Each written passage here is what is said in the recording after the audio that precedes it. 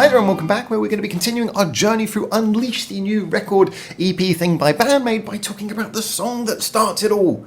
From now on, the instrumental song that starts it all. That's right, an instrumental song on a Band-Maid album, starting the album. Who could possibly imagine? Well, you don't have to anymore. I think a lot of us already knew that the album was going to start this way. It had been pretty heavily hinted in a lot of the release documents, but it is great to hear. Now, first of all, I am going to say you might have remembered that when this was first premiered in the festival scene as a live performance, I did talk about it then. So if you want to see my initial reactions where I went through a lot of the things about the song structure there, I will leave a little link to that video so you can. But what I'm talking about here is more how this now fits, now that we've heard the studio version, how it fits into this album, into this record as kind of a unique and special thing in Band-Maid's discography. Does it work? Well, let's begin. And of course, we start with why? Why no Psyche on this opening track? And is it just a weird thing to do? Well, to be honest, actually, the vibe that I got, because I didn't think about this until I pressed play the first time and started listening to the song, is I suddenly got the vibe of all of those early 2000s and to a degree late 90s albums, which always started with an intro track. Often an instrumental, often where the singer had no part in it, unless the singer also played an instrument, and it was just there to set the mood and build things up.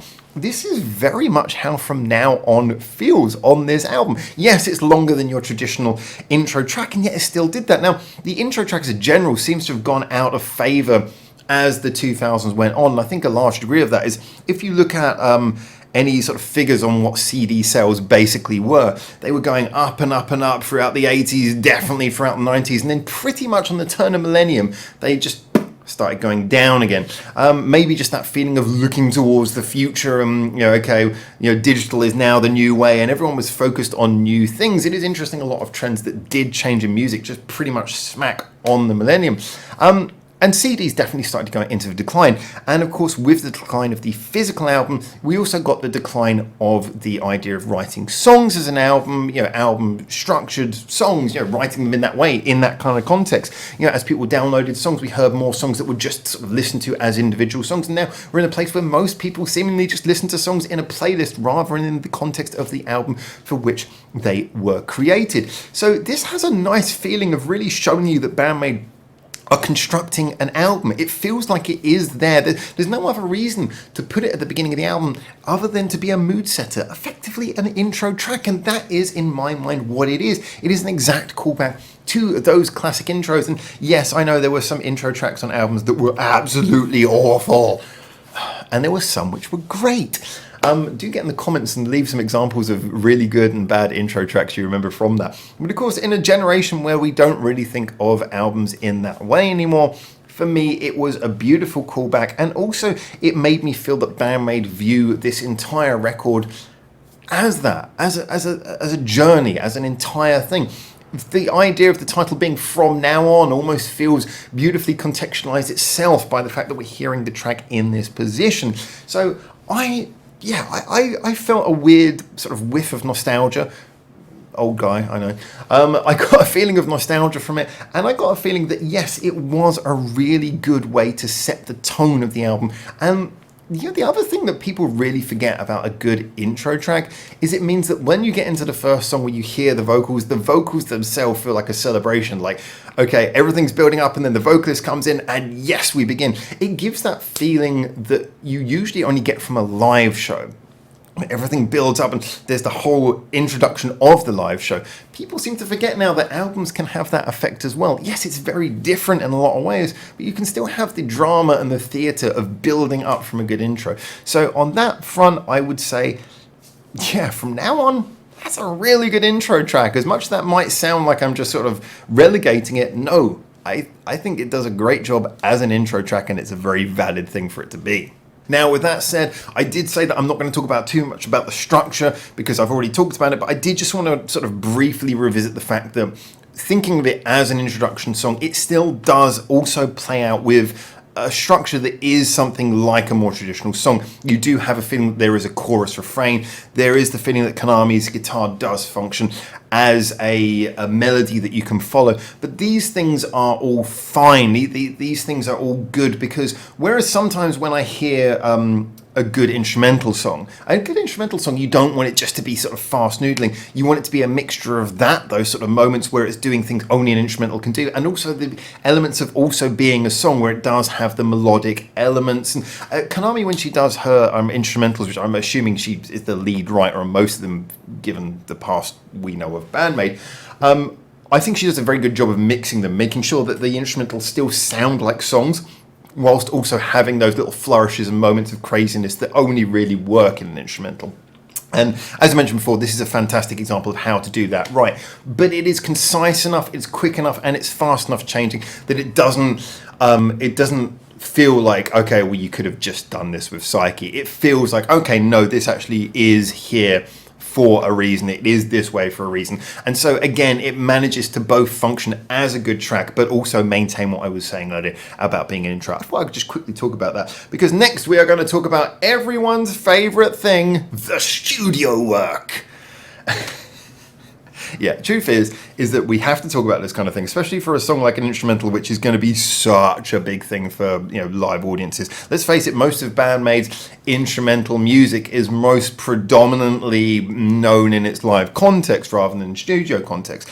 I must admit, though, that I've said recently how Band-Maid's studio work, especially since they've gone to Pony Canyon, has taken some really good, impressive steps in being more clear. Yeah, there are occasionally tracks that are slightly overly compressed, and I have got into that a little bit with my reviews on some tracks recently, but very rarely is it a problem. This is a song where it's nice and clear, and that's especially nice coming from the live version that we heard before. You know, live recordings are great for that live energy, that kind of directness, that feeling, but when you just want to hear the song, when you really want to get the full impact of a song, I stand by the studio versions a lot, and this was what I wanted from a studio version.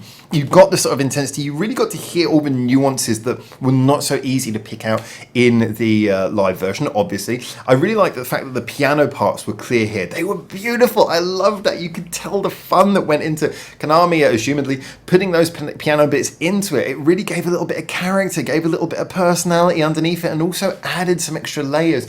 This felt like a very layered instrumental, which was a beautiful thing. Hearing that produced intro to what effectively is kind of like the intro track for the album, but hearing that production intro building up to this as well, that was nice. I don't think it quite had the same cheeky flair and impact that we got from Warning at the beginning of Unseen World, and yet it still did kind of nicely set a little bit of a, oh, here's some tension before the guitars rather obviously then suddenly blasted in.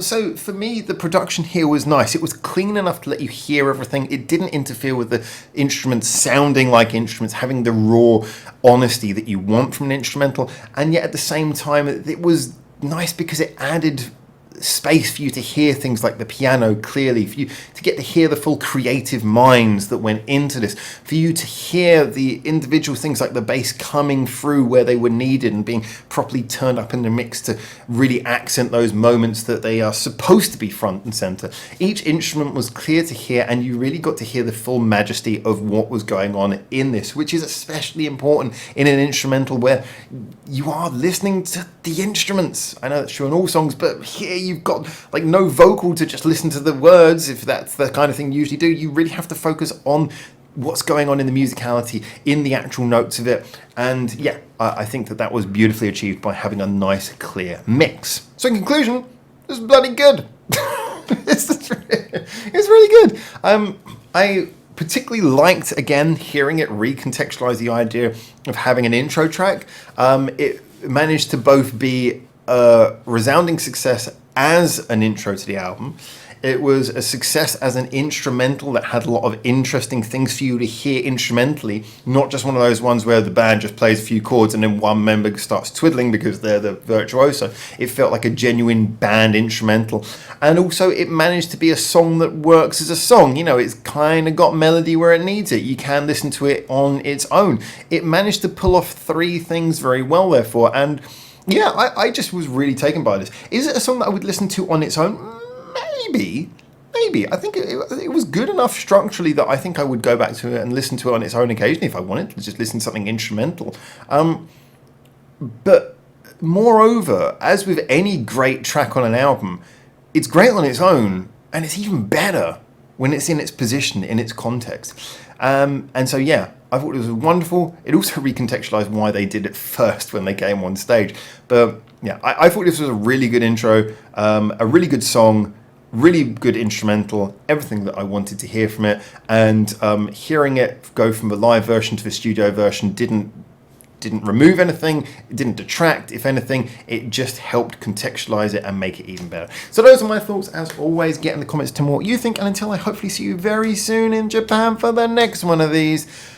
I am in Korea right now, still. For now, ciao, ciao.